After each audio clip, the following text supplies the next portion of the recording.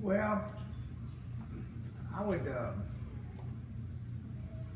would think that I know less about the security issues that the President of the United States does, so that I would have to, it's hard to explain whether I'm a hawk or a pacifist, but I have to trust whoever's in charge that they're making the right decisions to do whatever's necessary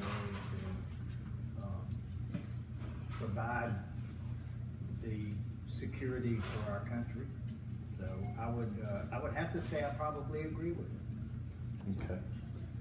Troy, I'm going to start with you. Don, sorry. Don, I'm going to start with you, but I'm going to conclude this rather quickly, so I'm going to give each one of you 30 seconds apiece to say your opinion.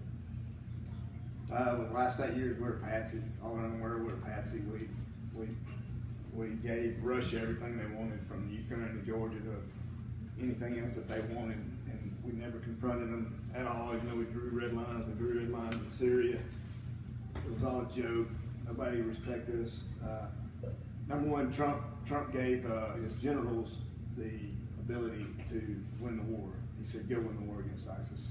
You got decision making." But so he didn't order any Moab strike. The general made that call. He did call the strikes on Syria.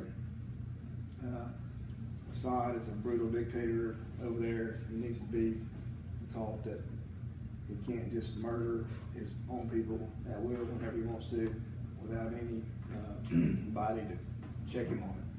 And it's a big thing all over the world, which is hard that you see so many atrocities and then you address one or two. So that makes it. I'm gonna shut you off there, but I give you one quick other thing. What, as the United States, what makes it our responsibility to interfere in other countries when they're not doing what we see as morally correct? Well, that's another thing that's a tough place to take a hard stance on for me. There's so many moral atrocities going on throughout the world where we pick and choose ones that we're interested in, and it's hard to say we have an interest in this one because it's got an interest for us. This one over here doesn't necessarily affect anything that we're in, so we're not interested in it. So it's kind of a bad position for America to be in, to answer some calls and not answer other calls. And I don't like that. I'm not sure there's an easy answer for that. It's a very complicated situation. Well, thank you for your opinion.